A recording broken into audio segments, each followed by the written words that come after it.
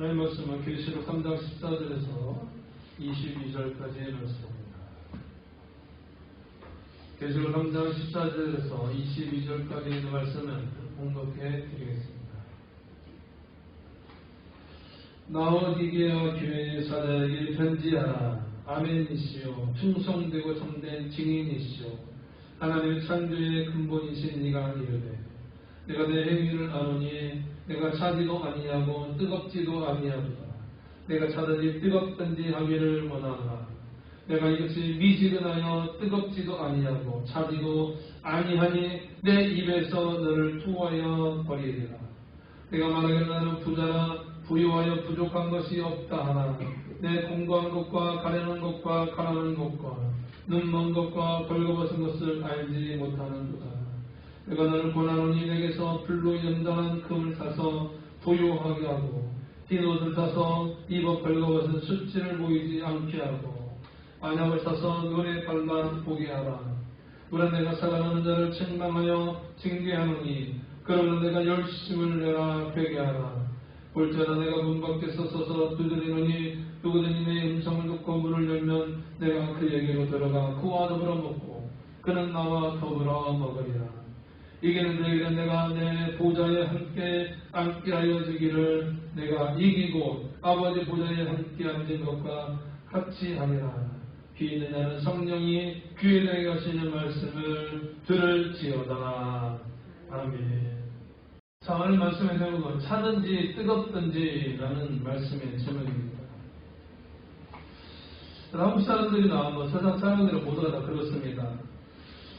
병원 가는 것을 사실은 쉽게 여기지 않습니다. 웬만큼 아파서 참게 되고 많이 아프면 병원 가게 되고 그러다가 또 큰 병을 키우게 되고 어려운 병원을 사람들을 보게 됩니다.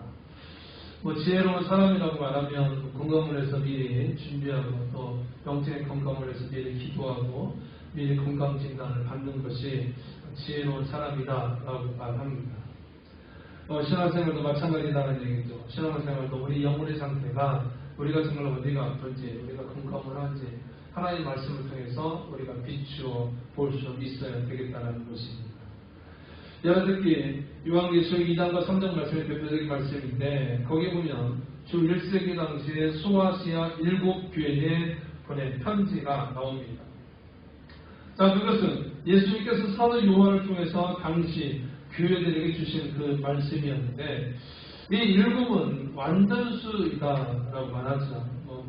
숫자를 세서 7만 의미하는 것이 아니라 모든 것을 총망라하는 대표성의 의미를 가지고 있는 7입니다. 그러니까 소아시아 7교회는 당시에 실제하던 7교회를 가리킬 뿐만 아니라 모든 시대의 모든 교회와 성도들을 향해서 말하고 있다라는 것입니다. 그러나 다시 말씀드리면 이 말씀은 오늘 이 시대에 사는 모든 성도들에게 꼭 필요한 그 말씀이다라는 건데 이 말씀 속에 보면 칭찬도 있고 격려도 있고 또 책망도 있고 또 권면 이렇게 말씀이 되어 있습니다. 이 말씀이 우리의 모습을 비춰보면서 영적인 진단을 할 수 있기를 바라고 우리가 또 이 말씀을 통해서 치유될 수 있기를 바랍니다. 그 중에 본문 라오디게아 교회는 이 당시 라오디게아 교회의 모습을 통해서 이 시대 교회와 또 우리의 모습을 통해서 우리가 어떤 문제가 있는지 그 영적인 상태가 어떤 것인지 오늘 말씀처럼 우리가 열심히 식어진 것은 아닌지 우리가 그것을 보면서 우리가 다시 한번 신앙을 회복할 수 있는 기회로 삼았으면 좋겠습니다. 첫 번째 보면 라오디게아 교회의 배경 또 물질의 풍요와 육신의 향락이 있었다라는 거예요. 라오디게아 그 교회는 그 소아시아 남서쪽에 위치한 그 도시였습니다. 1세기 당시 라오디게아 교회는 교통의 요지, 또 산업의 중심지였습니다. 금융, 또 양봉, 의학산업들이 굉장히 잘 발달된 도시였는데 그 중에 그 지역에 히에라볼리라는 그 지역이 있었는데 그 지역에서 온천이 있었습니다. 그 온천이 있었는데 그 물이 굉장히 뜨거웠는데 그 물을 끓이기 위해서 약 7km의 관을 붓게 됩니다. 그런데 그 물이 오면서 그 물이 식어지게 되는 것입니다. 이 라오디게아는 아주 풍부한 곳이었습니다. 풍요로운 곳이었습니다. 예나 지금이나 물질적으로 풍요롭다 보면 육신의 향락에 빠지기가 쉽습니다. 그것도 그랬습니다. 라오디게아 교회의 성도들이 안타깝게도 그런 분위기에 휩쓸려 있었습니다. 그래서 물질적으로 육신적으로 아주 풍요롭고 평안했지만 영적인 건강 상태를 유지하지 못하고 병들어 있었다라는 것입니다. 그래서 라오디게아를 향한 책망, 차든지 뜨겁든지 하라라고 말하고 있는데, 여러분 생각할 때 안타까운데 인간이 참 이상합니다. 풍요롭고 편안해지면 하나님의 은혜에 대해서 더욱 감사하고 더욱 겸손해지면 얼마나 좋겠습니까? 그런데 거꾸로 교만해지고 타락해지기 쉽다라는 거예요. 그래서 겸손해야 된다는 것인데, 토마스 칼라인이 영국의 평론가 역사가 있던 그 사람이 한 말이, 역경을 견뎌내는 사람이 100만 명이라면 번영을 견뎌내는 사람은 1명에 불과하다, 이렇게 말합니다.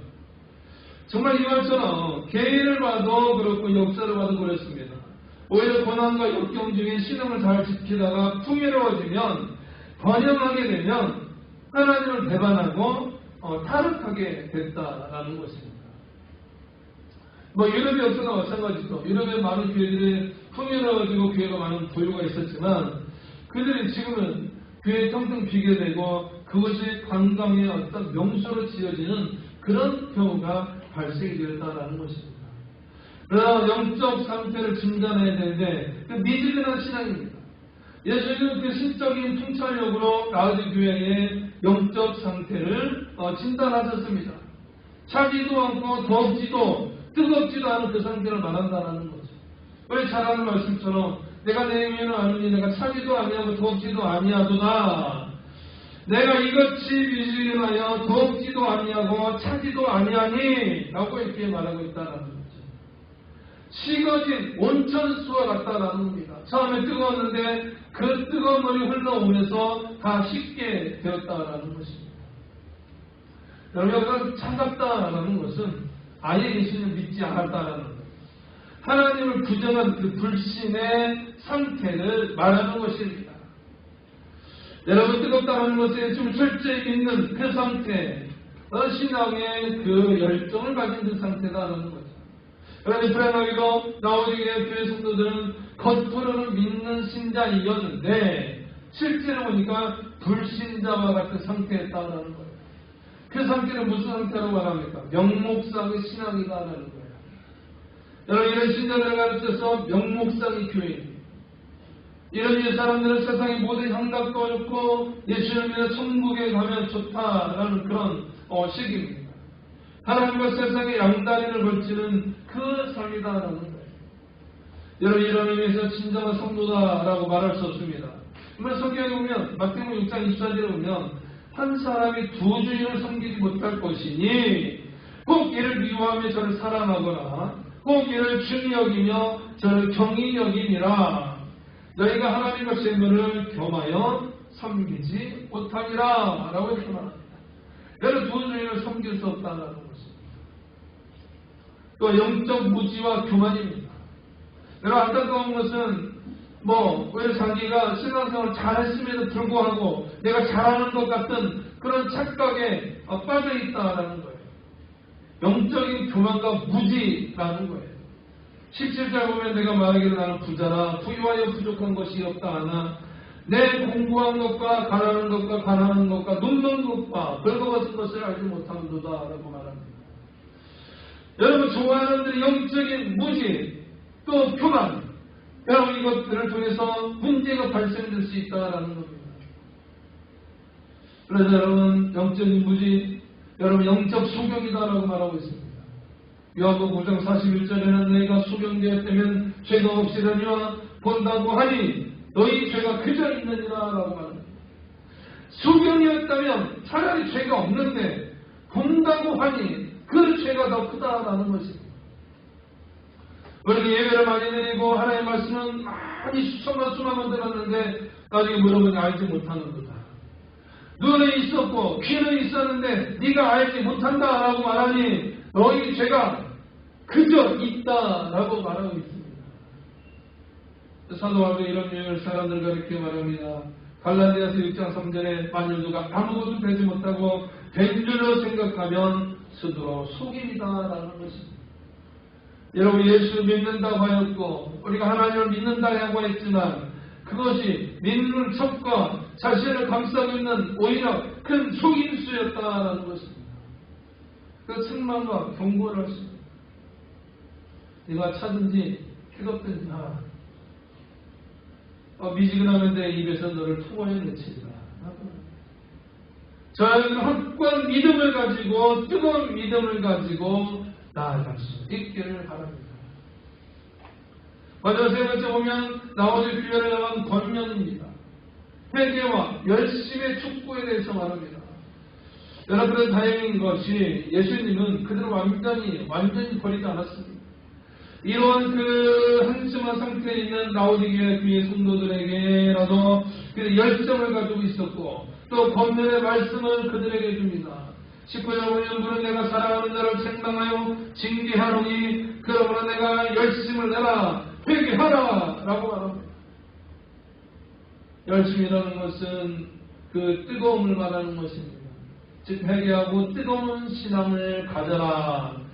뜨거운 신앙을 다시 한번 너희들이 가지고 회복하라 라고 말씀을 하고 있습니다.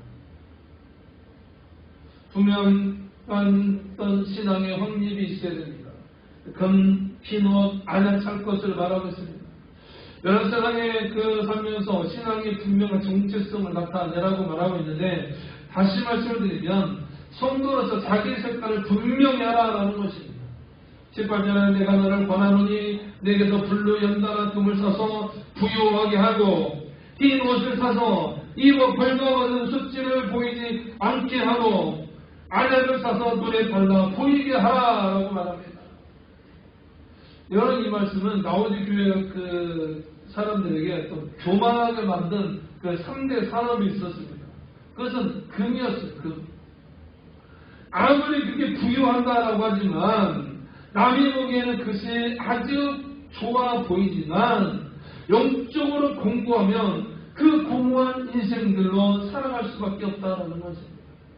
또 흰옷을 말합니다. 흰옷은 비싼 양털 옷을 입고 뽐내는 어떤 라오디게아 교인들에 대해서 빗대하는 말씀이었다는 거예요. 이것은 예수 십자가 대수의 은혜로 얻어지는 의의 꽃이 의의 옷이다라는 것입니다. 여러분, 예수를 믿지 않으면 영적으로 벌거벗은 것과 같은 그런 상태다라는 겁니다. 그런 상태로는 천국에 들어갈 수가 없다라는 것입니다. 또 안약입니다. 그 안약은 그 당시에 굉장히 옷을 두고 굉장히 발달되어 있었는데 육안이 아무리 밝아도 마음이 없는, 믿는 마음이 없으면 영적인 소경이다라는 것입니다. 저는 예수 믿고 영적인 눈을 뜨라는 것입니다. 그리고 영적인 진리를 깨닫고 천국을 바라보며 살아가야 한다는 것입니다. 여러분, 한국교회에 많은 성도들이 있습니다. 특히 이번 코로나로 인해서 많은 성도들의 신앙의 어떤 움직임들이 있었습니다. 중요한 것은 우리 코로나로 인해서 더욱더 뜨거운 믿음과 신앙을 가져야 되는데, 여러분, 아무리 세상 사람들이 한국교회를 욕한다 할지라도 온전한 믿음을 가지고 있는 사람들이 흔들리지 않습니다. 오직 주님만 바라봅니다. 그리고 그 앞에 나와서 결단하며 기도한다는 것입니다. 두 주인을 섬길 수 없다는 것입니다. 오직 하나님의 말씀만 가지고 의지하며 살아나가게 된다는 것입니다. 그것이 바로 무엇입니까? 바로 예수님과 깊이 있는 교제를 나눠야 된다는 것입니다. 여러분, 세상 사람들은 예수 믿는 사람들한테 이렇게 말합니다. 예수 믿는 그 쟁이다 라고 말합니다. 여러분, 많은 사람들이 어떤 취미에 빠져있고 어떤 특기에 빠져있지만 우리 예수 믿는 일에 깊숙이 빠져있어야 된다는 것입니다. 여러분, 수영을 하려면 물에 적당히 들어가서 내가 수영을 하면 수영을 할 수 없습니다. 온전히 몸이 다 적셔져야 수영을 할 수 있다는 것입니다. 그래서 저와 여러분들 하나님의 말씀을 듣고 그분의 음성을 듣고 우리가 그분 앞에 나아간다면 우리가 열심히 있는 그 그리스도의 모습으로 그냥 살아갈 수 있다는 것이죠. 교제하며 살아갈 수 있다는 것입니다. 요한복음 10장 4절 5절은 포도나무와 그 가지의 비유에 대해서 말합니다. 여러분, 그 가지가 포도나무에 붙어 있기만 하면 결실을 맺게 된다는 거예요. 우리가 예수 안에 붙잡혀 있기만 하면 우리가 참된 결실을 맺게 되어진다라는 사실입니다.